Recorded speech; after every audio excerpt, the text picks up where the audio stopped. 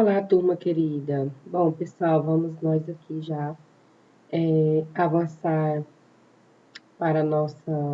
para finalizar, né, a nossa 13ª semana de videoaulas. Hoje, sexta-feira, né, já estamos encerrando essa semana e vamos aí para a nossa correção de ciências. Eu espero que vocês, ao longo dessa semana, tenham conseguido acompanhar e realizar essas correções, tá bom, pessoal? Muito desses assuntos que a gente corrigiu já foram assuntos de TDs, mas alguns serão assuntos dos nossos futuros TDs, né? Então, é de grande importância essa correção, tá bom?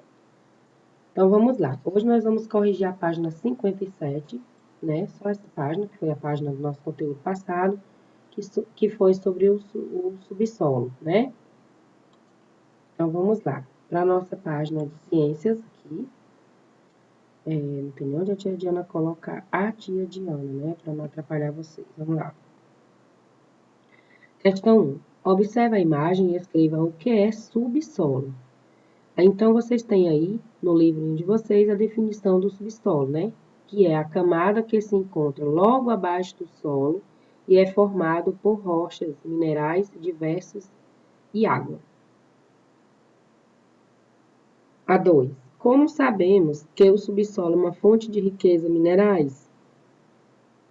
A resposta: através de sua formação geológica, pois é a partir das rochas constituintes que se encontrarão os minérios. A B, gente, explica o que você entendeu sobre a extração de água no subsolo. O que vocês entenderam que a água fica no subsolo? Por que ela fica no subsolo? É uma resposta pessoal, né? Através aí da leitura que vocês conseguiram fazer, da videoaula, e também podem dar uma pesquisada, tá, gente? A tia Diana sempre dá essa dica para vocês não ficarem só, só na explicação da videoaula, só na explicação do livro. Quando vocês encontrarem alguma pergunta assim, podem dar um Google, tá? Eu chamo isso de Google. Podem colocar aí no Google a extração de água no subsolo. Aí vai aparecer, certo? Então, gente, a gente encontra no subsolo os minerais, que são em forma líquida, que são o petróleo e a água. A água, gente, a gente encontra no subsolo porque elas ficam nos lençóis freáticos, que chamam, tá? Nos lençóis. A água, ela cai da chuva, ela penetra no solo, depois ela vai para o subsolo e ela fica nesse subsolo que é a parte abaixo do solo, né? Aí, no caso, a gente tem várias formas de extrair essa água, né? Que no livrinho de vocês tem. Eu nem pontuei isso na videoaula, mas tem no livro de vocês, que é a questão dos poços, tá, gente? Os poços artesianos, é como se fosse uma coisa artesanal. A perfuração de poços para extrair a água do subsolo, porque às vezes ela fica bem muito lá longe, a alguns metros. Não é fácil, assim, a gente cavar um buraco e já encontrar água. Então, por isso que é feito essa perfuração, tá bom? Então, aí é uma resposta mais ou menos através disso que eu acabei de falar. A terceira, escreva alguns produtos que podem ser feitos com essas riquezas. Olha só, com o minério do ferro, o que a gente pode fazer? No livro, a gente traz uma sugestão: parafusos, peças de automóveis, portões e grades. Eu ia colocar portões, tá? Portões. Só que a gente vê. Portões de ferro. Com o ouro, gente, a gente pode fazer anel, brinco, cordão, relógio, pulseira, né?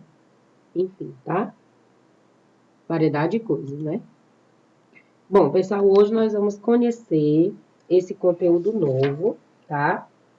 Que ainda é falando sobre o solo, mas agora nós vamos conhecer os tipos. Tia Diana, lá no TD, a senhora colocou uma questão que perguntava quais são os tipos de solo. E a gente vai conhecer esse tipo de solo hoje.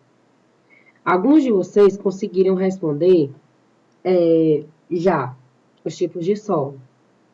Na videoaula, a explicação que a gente trouxe foi que existe os solos férteis e os inférteis. É um tipo de solo? Sim. Agora nós vamos conhecer mais a fundo esses tipos de solo. Os férteis e os inférteis foi a explicação lá na videoaula, mas que todos vocês conseguiram acertar, tá bom?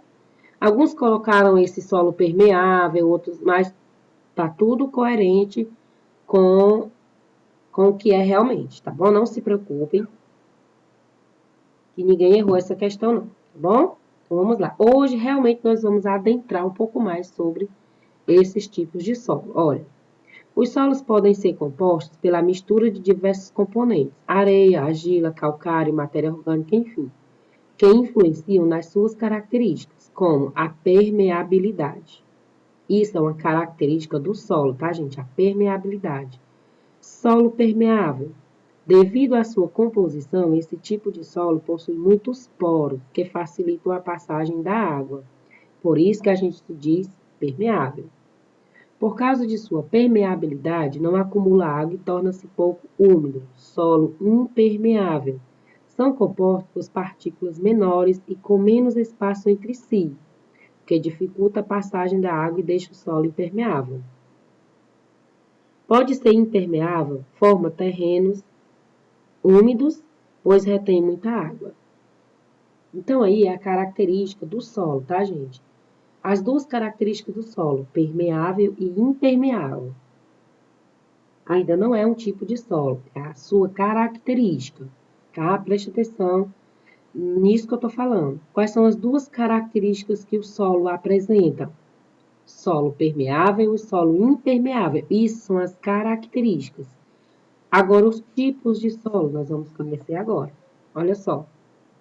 O solo umífero, ele contém muito humus, ou seja, restos de animais e vegetais em decomposição. Absorve bem a água e deixa acumulada. Gente, ele é um solo para o plantio, pois é rico em nutrientes para os vegetais. É também chamado de terra preta. Nesse caso, ele é um solo fértil, tá? Por isso que a tia Diana colocou lá no TD, ele é um solo fértil. Vamos ver? Olha aí o solo lumífero. Tá vendo aí? Por isso que diz que chama de terra preta, porque ele é bem escuro mesmo. O solo arenoso, ele é um solo permeável, não acumula muita água e por isso forma terreno seco. O solo arenoso necessita ser irrigado, isto é, necessita que a água de um rio ou poço seja levada até ele. No caso dos solos bem seco mesmo, gente. Ele não é muito bom para o plantio, a não ser que ele seja irrigado, tá certo? Ele só pode ser plantado coisas nesse tipo de solo quando tem água para ser todo dia aguado essa plantação. Vamos conhecer o solo arenoso. Olha, esse solo aí, ele é bem seco. O solo argiloso. Esse tipo de solo forma terrenos úmidos por reter muita água. Quando fica seco, pode rachar. E quando chove muito, fica encharcado. No solo argiloso, a água fica retida, pois os espaços são menores, o que torna impermeável saturado.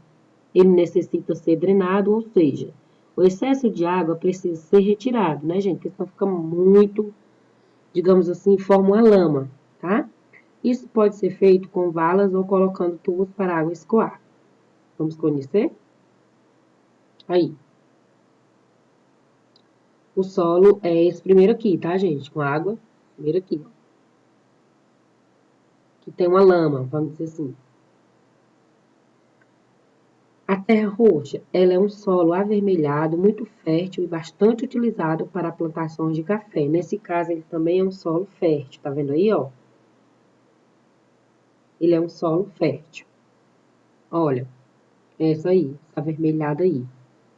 Ele é muito bom para o plantio, tá, gente? Principalmente do café, mas ele é muito, muito bom para tudo que plantar nele.